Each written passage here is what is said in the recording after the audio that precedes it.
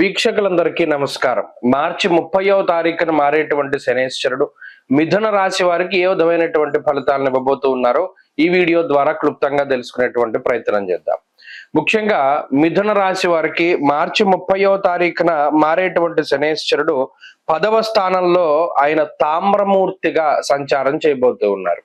ఇక్కడ 9వ స్థానంలో 10వ స్థానంలో శనేశ్వరుడు అంతగా పీడించేటువంటి గ్రహం కాదు.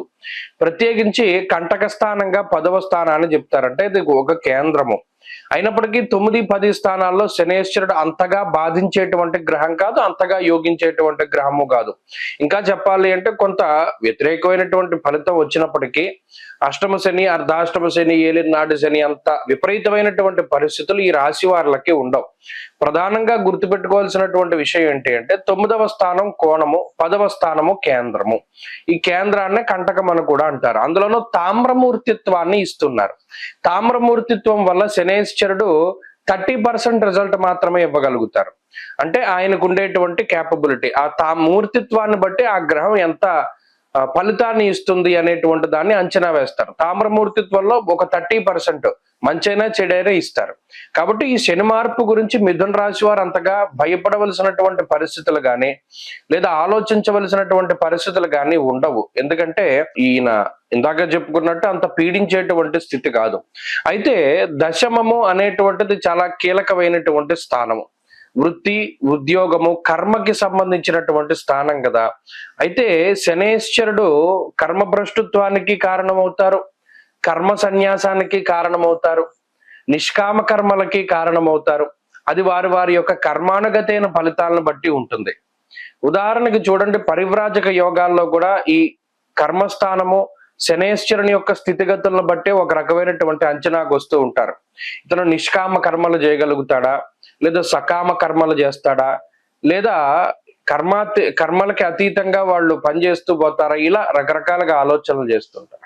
అయితే ఇది గోచారము, జాతకం వేరు, గోచార పరిస్థితులు వేరు. కాబట్టి ఇక్కడ లగ్నాధారితంగా ఫలితాలు రావు, కేవలం రాశి బట్టి మాత్రమే ఫలితాలు వస్తూ ఉంటాయి. మిథున రాశి వారికి దశమంలో ఉండేటువంటి శనేశ్వరుడు వ్యాకులం, శోక సంతాప, పాపముద్యోగ విఘ్నకం అన్నారు. ఇక్కడ ప్రధానంగా వీరు దృష్టి పెట్టుకోవాల్సింది ఏంటి అంటే వృత్తి, ఉద్యోగ, వ్యాపార, వ్యవహార, వ్యవసాయాదులు. అంటే ఏదైతే వీరు కర్మను చేసి జీవితాన్ని వెళ్ళబూస్తూ ఉన్నారో, కొంతమంది ఉద్యోగం చేస్తారు, కొంతమంది వ్యాపారం చేస్తారు, కొంతమంది వ్యవసాయం చేస్తారు, ఇలా అనేక రకాలుగా ధనార్జన చేస్తూ ఉంటారు. అంటే ఏదైనా ఒక కర్మ చేస్తే దాని తాలూకు ప్రతిఫలం ధన రూపేణా వీరు స్వీకరించి ఆ ధనాన్ని ఆర్జించడం ద్వారా కుటుంబాన్ని వీరిని ముందుకు తీసుకెళ్తూ ఉండేటువంటి పరిస్థితులు. అలా ఈ కర్మస్థానం మీద శనేశ్వరుని యొక్క ప్రభావం అధికంగా ఉంటుంది. ప్రత్యేకించి వీరికి ఏమవుతుంది అంటే ఆలోచనలన్నీ కూడా, ఉదాహరణకి ఉద్యోగం చేస్తున్నారు ఎవరో ఒక వ్యక్తి, ఈ శనేశ్వరుని యొక్క దశమ స్థాన స్థితి ఉండడం వల్ల ఈ రానున్నటువంటి 2.5 సంవత్సరాల్లో అతనికి ఒక రకమైనటువంటి ఆలోచన వస్తుంది. అబ్బే, మనం ఎంతకాలం అయినా ఉద్యోగం చేస్తూ ఉంటే ఉద్యోగం చేస్తూనే ఉంటాము, చక్కగా వాడు ఎవడో వ్యాపారం చేసుకుని మనకన్నా వెనకాల ప్రారంభం చేసి వాడు ఇల్లు కట్టాడు, కారు కొన్నాడు, ఇంకా రకరకాల హడావిడి చేస్తున్నాడు కదా, మనం కూడా ఉద్యోగం మానేసి వ్యాపారంలోకి వెళ్ళిపోదామని అనుకుంటారు.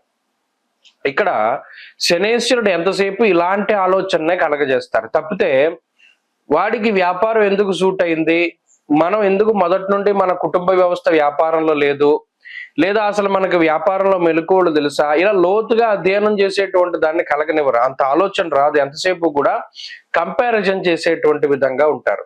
ఇప్పుడు ఒకడు వ్యాపారం పెట్టుకుని సక్సెస్ అయ్యాడంటే వాడికి అందులో మెలకువలు తెలుసు, నీకు తెలియదని. కానీ ఇప్పుడు అవేం ఉండవు. ఎంతసేపు కూడా మనం కూడా ఏదో ఒకటి కొత్తగా వ్యాపారం చేద్దాం, ఉన్న వృత్తిని మానేద్దాం, ఇంతవరకు సాగుతూ ఉన్నటువంటి వృత్తిని మానేద్దాం, కొత్త వృత్తిని ఎంచుకుందాం అనేటువంటి ఆలోచనలు ప్రధానంగా వస్తాయి. అందుకనే దశమ శని ఉన్నటువంటి వారిని ఎక్కువ మందిలో నేను ఈ మార్పులు గమనిస్తూ వచ్చాను. వాడు అప్పటి వరకు ఉద్యోగం చేసేవాడు మానేసి వ్యాపారం చేద్దాం అనుకుంటాడు. తీరా ఈ డబ్బు ఇంకో దాంట్లో పెడితే ఉన్న డబ్బు పోతుంది, రావాల్సిన డబ్బు రాదు, ఇప్పటి వరకు వస్తున్న డబ్బు కూడా వీడు నాశనం చేసుకున్నవాడు అవుతాడు. అందుకనే అన్నారు వ్యాకులం, శోక సంతాప, పాపముద్యోగ విఘ్నకం. ఇది ఉద్యోగానికి విఘ్నం. ఇప్పటి వరకు ఏదైతే పని చేస్తున్నాడో ఆ దానికి విఘ్నాన్ని కలిగిస్తాడు శనేశ్వరుడు. అలాగే ఇది ఇంకో రకంగా కూడా అన్వయం అవుతుంది. ఇప్పటి వరకు ఉద్యోగం చేస్తున్నటువంటి వారికి సడన్ గా ఉద్యోగంలో మార్పు లేదా కొంతకాలం ఉద్యోగం లేనటువంటి స్థితిని కూడా శనైశ్వరుడు కలగజేస్తారు. అప్పుడు ఏమవుతుంది, వ్యాకులత చెందుతారు. అంటే ఏదో మానసికమైనటువంటి అశాంతి అధికంగా ఉంటూ ఉంటుంది. కాబట్టి ఇక్కడ వృత్తి, వ్యాపార, వ్యవహార, వ్యవసాయాదుల్లో మార్పు చేర్పులు జరగడము, లేదా కొంతకాలం పాటు ఉద్యోగం అది లేకుండా ఉండడము, కొంత ఇలా వృత్తి పట్ల వ్యతిరేకత భావాన్ని కలిగించేటువంటి పరిస్థితుల్లో శనైశ్వరుడు ఉంటారు. ఈ విషయం పట్ల మాత్రమే మిథున రాశి వారు జాగ్రత్త పడాలి. తప్పితే ఇక మిథున రాశి వారికి వ్యతిరేకంగా ఇంకేమీ గ్రహస్థితి కనపడడం లేదు. కేవలం వృత్తి ఉద్యోగాలకే వ్యతిరేకత. అది దాటి ముందుకు వెళ్ళగలిగితే ఈ శనైశ్వరుడు ఫలితాలు బాగుంటాయి.